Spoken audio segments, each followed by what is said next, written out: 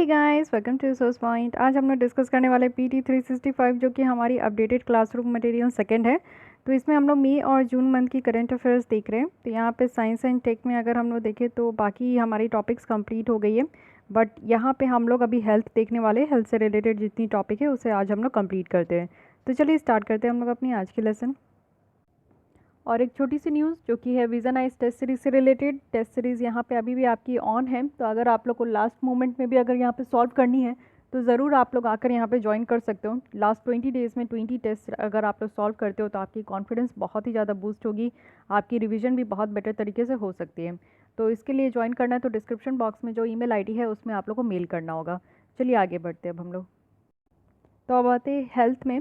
और ये जो हेल्थ आपका टॉपिक्स देखने को मिल रहा है, ये मई और जून की जो करंट अफेयर्स है उसका कवर कर रहे हैं हम लोग, ठीक है। तो मई और जून में जो हेल्थ से रिलेटेड जो यहाँ पे टॉपिक है वो है नेग्लेक्टेड ट्रॉपिकल डिजीज़ के तहत देखेंगे, जो कि काफ़ी न्यूज़ में था। और इस बार न्यूज़ में इसलिए है क्योंकि 30 जनवरी को हम लोग यहाँ पर सेलिब्रेट करेंगे अब वर्ल्ड नेग्लेक्टेड ट्रॉपिकल डिजीज़। कोई भी डे अगर हम लोग सेलिब्रेट करते हैं तो उसका बस एक ही मकसद होता है कि लोगों में अवेयरनेस फैलाना, पहुँचाना, और लोगों तक ये जानकारी भी देना कि अच्छा कुछ ऐसे भी डिजीज़ है जो कि हम लोग यहाँ पे नेगलेक्ट करते हैं। और किस एरिया की बात की जा रही है, तो ट्रॉपिकल एरिया की बात की जा रही है। लेकिन ये जो नेगलेक्टेड ट्रॉपिकल डिजीज़ है ये कम्युनिकेबल डिजीज़ है, ठीक है। कम्युनिकेबल डिजीज़ कहने का मतलब है कि एक दूसरे से कम्युनिकेट होते हैं। फाइन, अगर आप बात कर रहे हो किसी से तो वो आपसे भी सामने वाले से आप पे भी फैल कर सकता है। और सबसे ज़्यादा ये ट्रॉपिकल और सब ट्रॉपिकल कंट्रीज़ में ये आपका प्रिवेल होता है। तो अगर नेग्लेक्टेड ट्रॉपिकल डिजीज़ की बात करें तो ये देखिए, ये बैक्टीरिया से भी हो सकते हैं, वायरस से भी हो सकते हैं, प्रोटोजोआ से भी हो सकते हैं, हेलमिंथ से भी हो सकते हैं। तो अगर वायरस की बात करें तो ये देखिए, डेंगू है, चिकनगुनिया है, रैबिस है। साथ ही बैक्टीरिया की अगर हम लोग बात करें तो लेप्रेसी है, ट्रैकोमा है, यॉस है। और हेलमिंथ की बात करें तो इसमें इस तरीके का आप लोग देख सकते हो कि इतने सारे यहाँ पे हेलमिंथ में लिम्फेटिक फिलारेसिस भी है, जिसको कि हाथी पाँव कहते हैं। प्रोटोजोआ में आप लोग देख सकते हो कितने सारे हैं।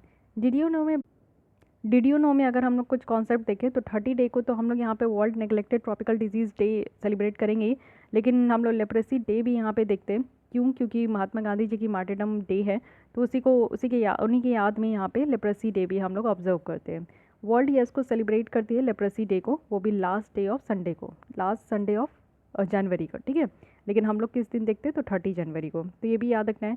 इंडिया में आप देखो कि वर्ल्ड की सबसे लार्जेस्ट कहा जाता है कि एब्सोल्यूट बर्डन है। इट मीन्स कि यहाँ पे हमारे यहाँ at least 11 major neglected tropical disease है जो कि प्रिवेल कर रही है। और हम लोग ऑलरेडी बहुत सारे ऐसे भी डिजीज़ है जिसको एलिमिनेट कर सकते हैं, जिसमें कि आपका गुइनिया वॉर्म है, ट्रैकोमा है और यॉस है। ये तीनों भी आप लोग देखो, यानी कि यॉस किससे होता है तो ये बैक्टीरिया से होता है। ट्रैकोमा की बात करें तो ये भी बैक्टीरिया से होता है। और गिनिया अगर वॉर्म की बात करें तो ये हेलमिंथ से होते हैं। तो ये तीन ऐसे यहाँ पे डिजीज़ है जिसको कि हम लोग एलिमिनेट कर चुके हैं, लेकिन फिर भी हमारे देश में जो है सबसे ज़्यादा देखने को मिलेगा कि हम लोग इस चीज़ से जूझ रहे हैं। अब इनिशिएटिव देख लेते हैं WHO का। तो WHO के द्वारा भी कहा गया है कि 17 यहाँ पे वो रिकॉग्नाइज़ करे कि इसको हम लोग नेग्लेक्टेड ट्रॉपिकल डिजीज़ में इंक्लूड करें। और साथ ही साथ इनके द्वारा भी काफ़ी ज़्यादा यहाँ पे देखो टाइम टू टाइम जो है वो स्कीम्स लाए गए हैं जिससे कि इसको एलिमिनेट कर सकें। साथ ही साथ अगर हम लोग बात करें तो WHO के द्वारा नए रोड मैप लाया गया है 10 साल का, जो कि 3 स्ट्रैटेजिक शिफ्ट किया जा रहा है जिससे कि सारे जो ट्रॉपिकल डिजीज़ है उसको नेग्लेक्ट नहीं, उसको एलिमिनेट कर सके, ठीक है। फिर यहाँ पे फर्स्ट रोड मैप भी लाया गया है कि कैसे यहाँ पे कंट्रोल करना है, प्रिवेंट करना है, और इसको 2012 में ही पब्लिश किया गया था। फिर 5 पब्लिक हेल्थ इंटरवेंशन भी यहाँ पे दिया गया है WHO के द्वारा। तो यहाँ पे 5 पब्लिक हेल्थ इंटरवेंशन है जो कि रिकमेंड किया गया है WHO के द्वारा। तो ये है प्रिवेंटिव केमोथेरेपी, इनोवेटिव और intensified disease management, vector control, pesticides management है, सेफ ड्रिंकिंग वाटर है, जूनोटिक डिजीज़ मैनेजमेंट करनी है। जूनोटिक डिजीज़ कहने का मतलब है कि वैसी बीमारी जो कि जानवर से ह्यूमन बींग में ये फैलता है, ठीक है, just like corona virus. Bangladesh, India, Nepal है जिनके द्वारा एक इनिशिएटिव लाया गया था कि काला आज़ार को एलिमिनेट करना है। और ये 2005 की ही कहानी है, पब्लिक हेल्थ प्रॉब्लम जैसा ये है। तो हम लोग तीनों जो है इस तरीके की इनिशिएटिव लेकर आए हैं कि काला आज़ार को एलिमिनेट करना है। अब आपको कमेंट बॉक्स में ये बताना कि क्या हम लोग काला आज़ार को पूरी तरीके से एलिमिनेट कर पाए हैं कि नहीं। फाइन, अब आते हैं म्यूकोरमाइकोसिस, क्योंकि ये सारे जो है कोरोना वायरस से ही रिलेटेड है और काफ़ी न्यूज़ में भी रहा है। तो म्यूकोरमाइकोसिस को यहाँ पे एपिडेमिक डिजीज़ एक्ट 1897 के तहत इसको एपिडेमिक यहाँ पे डिक्लेयर कर दिया गया। एपिडेमिक कहने का मतलब है कि कम टाइम में एक पर्टिकुलर जगह पे ज़्यादा लोगों को इफ़ेक्ट कर रहा है, ठीक है। म्यूकोरमाइकोसिस जो कि Indian council of medical research के द्वारा कहा गया है कि ये एक फंगल इन्फेक्शन है जिससे बहुत सारे लोग अफेक्ट हो रहे हैं, और जो कि हेल्थ प्रॉब्लम से ऑलरेडी मेडिकेशन में है, मेडिसिन वगैरह ले रहे हैं, तो वैसे लोगों को ये फंगल इन्फेक्शन बहुत ज़्यादा जो है अफेक्ट कर रहा है। इसको हम लोग ब्लैक फंगस भी कह रहे थे क्योंकि ये जो है टिश्यूज़ को अफेक्ट कर रहा था, जो हमारे नाक के टिश्यूज़ है, और उसको ब्लैक कर दे रहा था, तो दैट्स वाई इसको ब्लैक फंगस कह रहे थे। इससे पहले इसको जाइगोमाइकोसिस कहा जाता था क्योंकि ये काफ़ी सीरियस है और रेयर एकदम फंगल इन्फेक्शन आपको देखने को मिलेगा। उसके बाद अगर हम लोग देखें, कुछ एग्जाम्पल है यहाँ पे फंजाई का, जो कि जिसके कारण ये म्यूकोरमाइकोसिस होती है, तो ये सारे नाम भी आप लोग देख सकते हो। उसके बाद अगर हम लोग देखें तो म्यूकोरमाइकोसिस जो है ये कंटाजियस नहीं है। इट मीन्स कि अगर किसी एक पर्सन को होता है तो उसके बगल में आप बैठोगे तो ये आप उनको टच करने से आपको नहीं फैलेगा, ठीक है।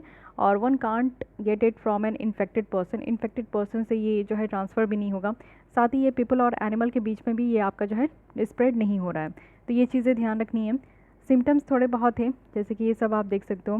प्रिवेंशन है कि पर्सनल हाइजीन करना है, यानी कि अपने बॉडी पार्ट्स को क्लीन और ड्राई रखनी है। एक्सेसिव मॉनिटर करते रहना है जो भी यहाँ पे डायबिटिक पेशेंट है। ट्रीटमेंट भी था यहाँ पे, एंटी फंगल मेडिसिन वगैरह चलाई जा रही थी, ठीक है। तो ये तो ब्लैक फंगस था जिसने बहुत आतंक फैलाया। उसके बाद आप लोग सुन रहे होंगे कि वाइट फंगस भी न्यूज़ में था, येलो फंगस भी न्यूज़ में था। तो वाइट फंगस जिसे हम लोग कैंडिडियासिस भी कहते हैं, तो जब ये फंगस जो है हमारे प्राइवेट पार्ट्स को अटैक करता है और वाइट कलर डिस्चार्ज जो है उससे होता है, तब इसको हम लोग वाइट फंगस कहते हैं।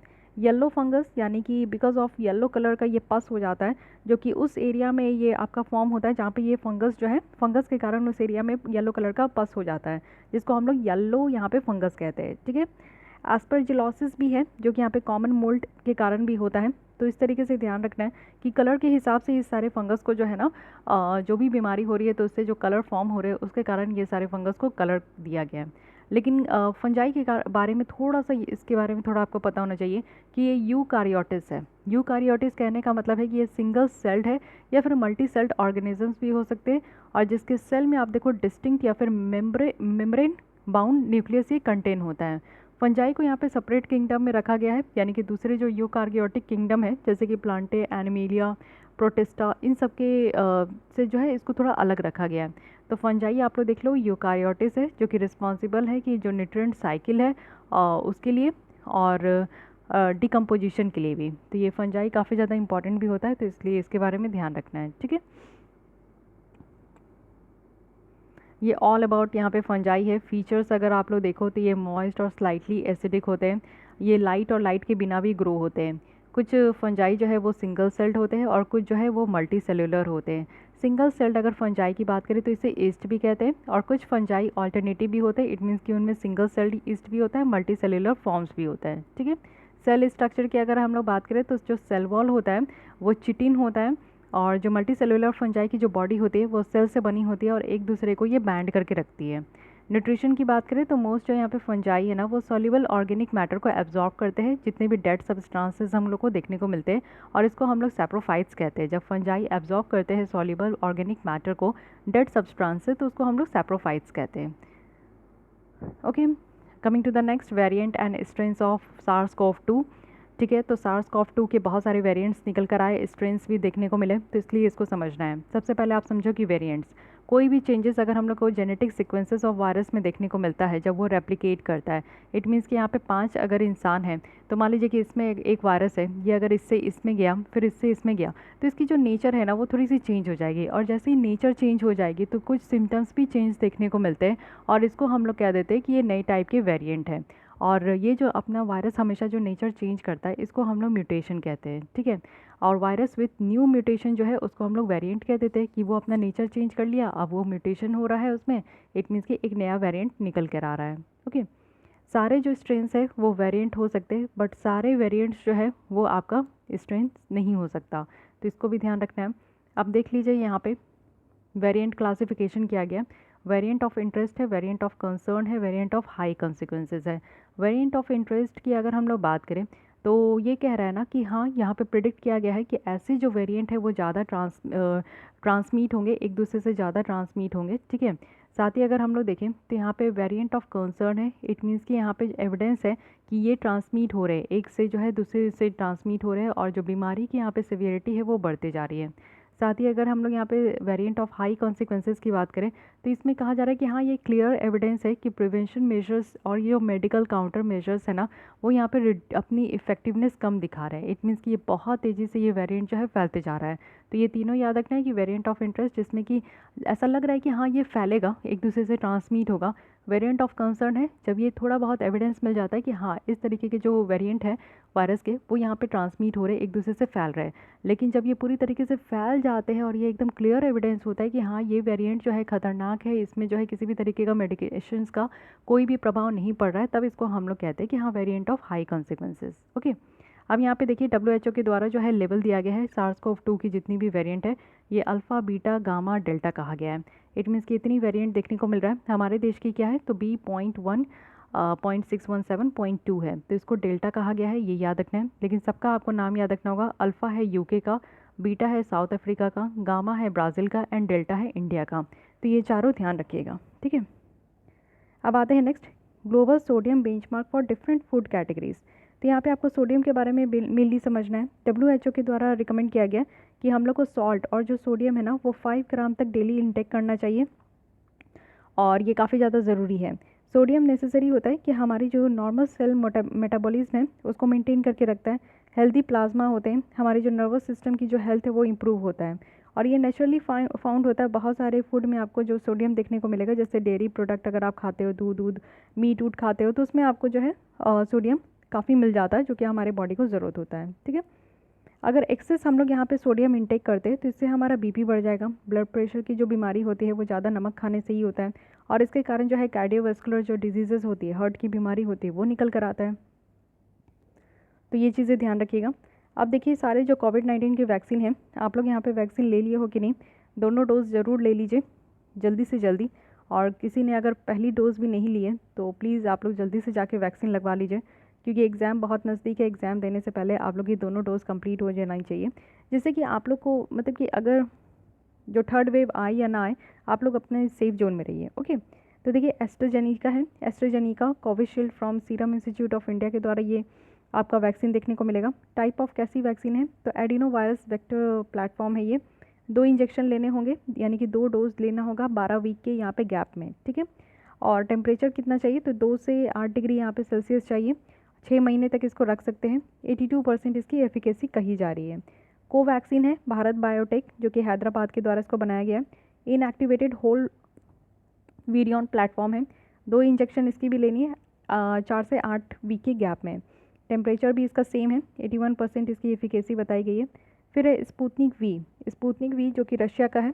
ये आप देखो 2 इंजेक्शन लेनी है 21 डेज़ के आपके गैप में और 3 मंथ्स इसको रख सकते हैं। 91% एफिकेसी इसकी कही गई है। जॉनसन एंड जॉनसन है, जो कि सेफ वैक्सीन कहा जा रहा है और 66% इसकी जो है एफिकेसी है। सिंगल डोज़ है ये, ज़्यादा इसको सेकेंड डोज नहीं लेनी है।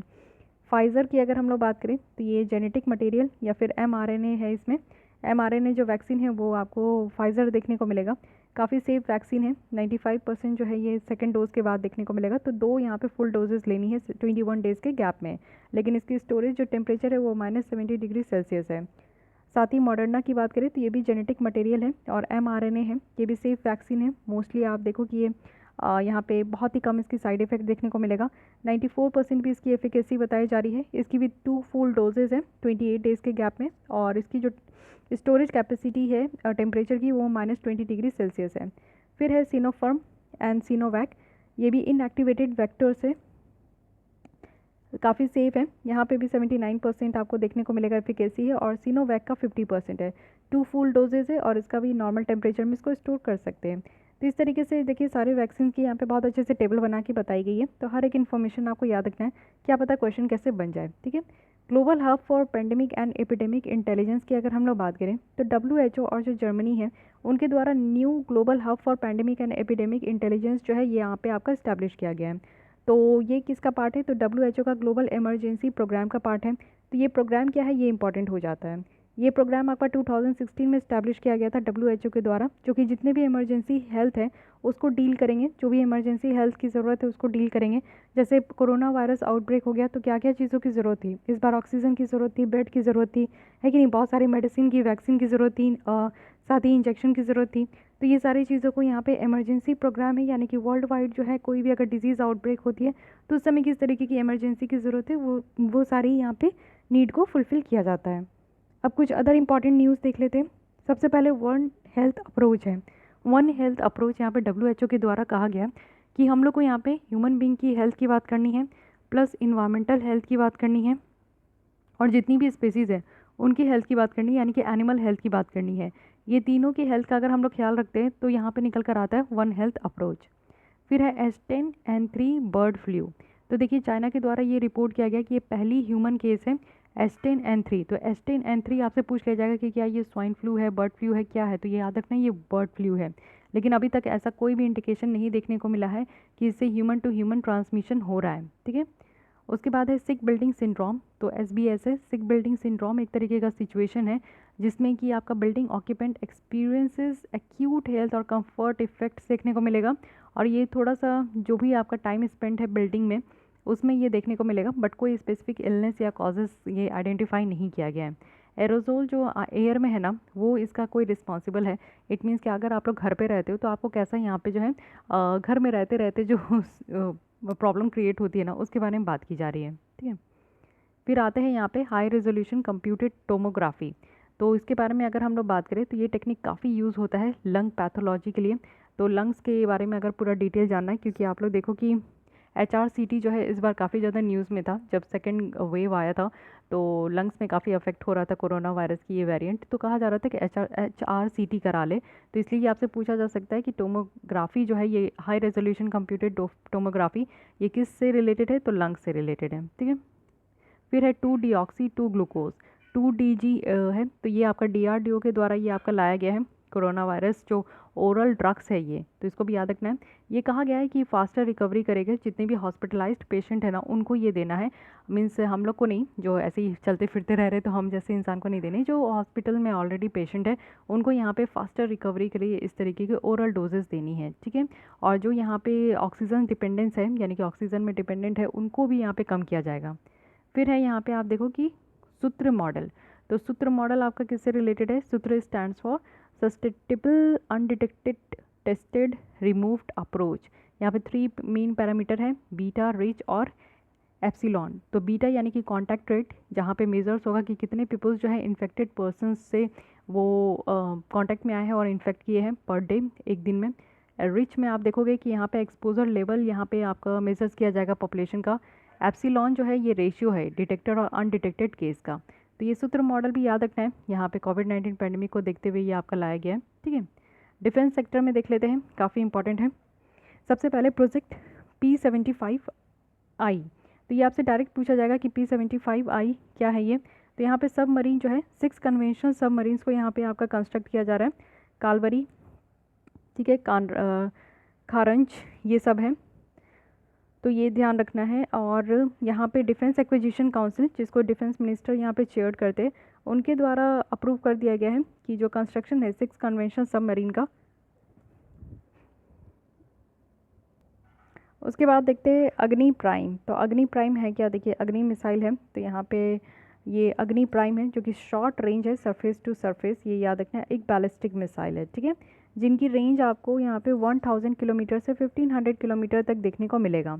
और ये जो पेलोड कैरी कर सकती है 1000 kg तक यहाँ पे, और न्यूक्लियर वॉरहेड जो है वो कैरी कर सकता है ये अग्नि प्राइम, तो याद रखना है।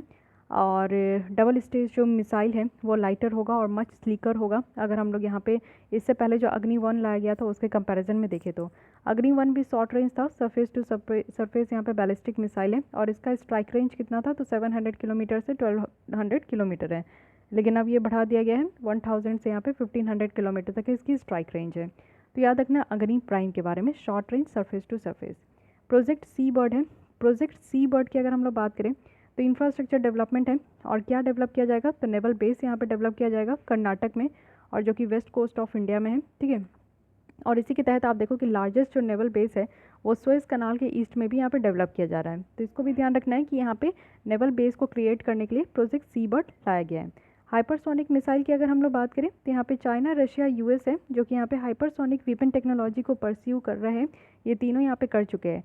हाइपरसोनिक मिसाइल जो है वो आपका स्पीड ऑफ मैक 5 सबसे हाईएस्ट स्पीड से ये आपका ट्रैवल करते हैं और हायर है यानी कि 5 टाइम्स ये फास्टर है जितना भी स्पीड ऑफ साउंड आपको देखने को मिलेगा। ओके, उसके बाद अगर हम लोग बात करें तो आयरन डोम, जो कि आपने देखा था कि काफ़ी ज़्यादा ये न्यूज़ में था, जो इज़राइल और हमास वाली जो प्रॉब्लम थी। तो ये Iron Dome aerial defence system है। तो ये जो aerial defence system of Israel है, जो कि यहाँ पे आप देखो हमास अनमैन्ड एरियल व्हीकल के थ्रू जो है ये गाज़ा को क्रॉस किया गया था। तो ये मल्टी मिशन सिस्टम कैपेबल है, जो कि इंटरसेप्ट करते हैं, यानी कि जो शॉर्ट रेंज में जितने भी रॉकेट हो गया, आर्टिलरी है, मोटर्स है, उनको वो मार गिराते हैं बहुत ही शॉर्ट रेंज में, यानी कि 70 किलोमीटर के अंदर जितने भी यहाँ पे आपका रॉकेट वगैरह है उसको मार के गिरा देते। ये आयरन डोम ऐसा ताकतवर यहाँ पे आपका जो है एक आपको व्हीकल अनमैन्ड एरियल व्हीकल देखने को मिलेगा। और ये ऑल वेदर सिस्टम है, यानी कि जैसी भी वेदर होगी ये काम करेगा और मल्टीपल टारगेट ये एक ही साथ कर सकता है। और इसको हम लोग लैंड और सी दोनों से यूज़ कर सकते हैं, तो इसलिए इसको भी ध्यान रखना है। नेक्स्ट आते हैं मिसलिनियस में भी कुछ टॉपिक है, उसको देख लीजिए। तो लीडार है, लीडार कहने का मतलब है कि लाइट डिटेक्शन एंड रेंजिंग है। तो यहाँ पे प्रोजेक्ट लाया जा रहा है जो कि आप देखो लीडार टेक्नोलॉजी के लिए। तो लीडार टेक्नोलॉजी को 3D इमेजेस के लिए यूज़ किया जाता था और सर्वे किया गया है फॉरेस्ट एरिया में, जो कि आसाम, बिहार, छत्तीसगढ़, गोवा, झारखंड, मध्य प्रदेश, महाराष्ट्र, मणिपुर, नागालैंड, त्रिपुरा, ये सब एरिया में आप देखो कि सर्वे किया गया है लीडार टेक्नोलॉजी को यूज़ करके। ओके, तो ये याद रखना है, लीडार टेक्नोलॉजी के बारे में थोड़ा बेसिक समझिए। ये रिमोट सेंसिंग टेक्नोलॉजी है, इट मीन्स कि सेंस करके यहाँ पे सारी चीज़ों को ये पता करते हैं। और यहाँ पे लाइट का यूज़ किया जाता है इन द फॉर्म ऑफ ये पल्स्ड लेज़र, जिससे कि ये रेंज को, डिस्टेंस जो है, टारगेटेड डिस्टेंस जो है किसी ऑब्जेक्ट का, उसको ये मेजर करते हैं। यहाँ पे अगर हम लोग बात करें तो 3 डायमेंशनल इन्फॉर्मेशन भी ये यूज़ करते हैं, और वो भी कि अर्थ की जो शेप को अगर ये सारी चीज़ें बताते हैं अर्थ की शेप के बारे में, तो ये 3D इन्फॉर्मेशन भी यहाँ पे बताते हैं। ये रडार और जो सोनार है ना, जो यहाँ पे रेडियो और साउंड वेव यूज़ करते हैं, इसी के जैसा लीडार, रडार, सोनार, ये सब ऑलमोस्ट एक जैसा आपको देखने को मिलेगा। लिडार सिस्टम की अगर बात करें तो ये साइंटिस्ट को अलाउ करते हैं, कुछ यहाँ पे मैपिंग प्रोफेशनल्स भी है, उनको भी ये कहा गया है कि नेचुरल और जो मैनमेड इन्वायरमेंट है उसको भी वो यहाँ पे एग्जामिन कर सकते हैं विद एक्यूरेसी, प्रिसिशंस एंड फ्लेक्सिबिलिटीज़। ओके, तो लिडार को हम लोग कई तरीके का एप्लीकेशन में यूज़ कर सकते हैं, बहुत सारे इसके एप्लीकेशंस हैं, जैसे land management, planning efforts, hazard assessment, forestry, agriculture, geological mapping, watershed, ये सारे जगह यहाँ पे यूज़ किया जा सकता है। ओके, अदर इंपॉर्टेंट न्यूज़ देख ले, यूनेस्को साइंस रिपोर्ट है, तो यहाँ पे ये टाइटल जो है इस रिपोर्ट का, race against time for smarter development है। ये रिपोर्ट क्या मॉनिटर करते हैं कि साइंस गवर्नेंस जो वर्ल्ड वाइड है उसमें किस तरीके का ट्रेंड चल रहा है उसको ये देखते हैं। इंडिया स्पेसिफिक की बात करें तो कहा जा रहा है कि एवरेज जो ग्रॉस डोमेस्टिक एक्सपेंडिचर है रिसर्च और डेवलपमेंट के ऊपर पास्ट 2 डेकेड में देखें तो ये 0.75% जो है GDP का है, जो कि ब्रिक्स कंट्री में, इट मीन्स कि Brazil, Russia, India, China, south Africa में सबसे लोएस्ट हमारा है, यानी कि इंडिया का सबसे लोएस्ट है। ठीक है, लेकिन अगर नंबर ऑफ़ स्टार्टअप्स में देखें तो ये हर साल डबल होते जा रहा है 2016 से। साथ ही की बात करते हैं sophisticated analytical and technical help institute, जो कि स्कीम आपका DST के द्वारा लाया गया, department of science and technology, साथ ही कहा जा रहा है, यानी कि 5 साथी सेंटर हर एक साल जो है नेक्स्ट 4 ईयर्स तक ये ओपन किया जाएगा। 3 सेंटर ऑलरेडी प्रेजेंट है, IIT कानपुर, IIT दिल्ली और BHU वाराणसी में। इससे क्या होगा कि कॉमन सर्विस प्रोवाइड किया जाएगा एनालिटिकल टेस्टिंग के बेसिस पे, जो डुप्लीकेशन है उसको यहाँ पे कम किया जाएगा और फॉरेन सोर्सेज का जो यहाँ पे डिपेंडेंसी है वो कम हो पाएगी। इसका एम है कि हमें प्रोफेशनली मैनेज करना है, जितनी भी सर्विस यहाँ पे लोगों तक पहुँचाई जा रही है, यहाँ पे एफिकेसी होनी चाहिए, लोगों तक जो है ट्रांसपेरेंसी के साथ यहाँ पे पहुँचनी चाहिए और एसेसिबिलिटी होनी चाहिए। ठीक है, जियोलाइट की बात करें तो एयर इंडिया के द्वारा पहली यहाँ पे जियोलाइट कार्गो फ्लाइट यहाँ पे गवर्नमेंट ऑफ इंडिया के साथ इसको स्टार्ट किया गया है। जियोलाइट क्या है, ये क्रिस्टलाइन एल्यूमिना सिलिकेट्स है, जो पीरियोडिक अरेंजमेंट अगर देखें तो ये केजेस और चैनल का होता है। ठीक है, उसके बाद dried blood spot testing technique है। Dried blood spot testing technique क्या है, तो ये एक इनोवेटिव मेथड है जिसमें कि जो बैंड सब्सटेंस है उसको स्क्रीन किया जाएगा और फ्यू ड्रॉप्स ऑफ ब्लड को लेकर, ओके, तो ब्लॉटिंग पेपर होता है उसमें ब्लड डालेंगे तो ही उससे क्लियर पता चल जाएगा। जैसे आप लोग देखते हो कि वाडा है, यानी कि एक्चुअली यहाँ पे एक न्यूज़ था, चलिए इसको बता देती हूँ। एक्चुअली क्या किया गया, जो वाडा है वर्ल्ड एंटी डोपिंग एजेंसी, इनके द्वारा अप्रूव किया गया कि ठीक है dried blood spot testing technique को यूज़ किया जाए, वो भी टोक्यो ओलंपिक में। जैसे आप देखते हो कि बहुत सारे स्पोर्ट्स पर्सन जो होते हैं वो कुछ इस तरीके का वैक्सीन या फिर कुछ मेडिसिन लेते जिनसे कि उनकी एनर्जी जो है ज़्यादा बूस्ट हो जाए और उनकी परफॉर्मेंस बेटर हो as comparison to the normal person. तो वो कुछ गलत तरीके से काम करते हैं जिससे कि उनकी एनर्जी बूस्ट हो जाती है और उनकी परफॉर्मेंस अच्छी होती है। तो ये सारी चीज़ें जो है इसको रोका जाता है। तो इसलिए यहाँ पे जितने भी प्लेयर्स हैं उनकी ब्लड को लिया जाएगा और इस ब्लॉटिंग पेपर में टेस्ट किया जाएगा। ब्लॉटिंग पेपर्स में डालते ही पता चल जाएगा कि उन्होंने इस तरीके की कोई मेडिसिन ले रखी है या नहीं। ठीक है। वर्ल्ड एंटी डोपिंग एजेंसी के बारे में देखें, ऐसे ही हमारे देश में जो है ये डोपिंग को रोकने के लिए हमारे यहाँ नेशनल एंटी डोपिंग एजेंसी है, बट ये वाडा है जो कि इंटरनेशनल इंडिपेंडेंट एजेंसी के तहत से इसको इस्टेब्लिश किया गया था। यहाँ पे की एक्टिविटीज़ क्या है कि रिसर्च होती है, साइंटिफिक रिसर्च है, एजुकेशन है, डेवलपमेंट है एंटी डोपिंग कैपेसिटी का, और ये मॉनिटर करते हैं जो वर्ल्ड एंटी डोपिंग कोड है। ये इस्टेब्लिश किया गया था 1999 में और लुसेंट डिक्लेरेशंस जो कि स्विट्ज़रलैंड में था उसी के तहत इसको यहाँ पे इस्टेब्लिश किया गया था। तो ये वाडा काफ़ी न्यूज़ में था इसलिए इसको ध्यान रखिएगा। ओके, सो यहाँ पे हमारी साइंस एंड टेक कंप्लीट हो गई है। नेक्स्ट हम लोग यहाँ पे कल्चर की जो PT 365 है उसे कंप्लीट करने का कोशिश करेंगे। तो आई होप कि आपको ये सीरीज़ हेल्पफुल लग रही हो। अगर हेल्पफुल लग रही है तो लाइक कीजिए, अपने दोस्तों के साथ भी शेयर कर सकते हैं। फिर भी कोई डाउट कोई सजेशन है तो कमेंट कीजिए एंड मेक श्योर कि आपने हमारे चैनल को सब्सक्राइब कर लिया है। मिलते हैं नेक्स्ट हम लोग क्विक रिविजन सीरीज़ में। आज के लिए बस इतना ही। Thank you.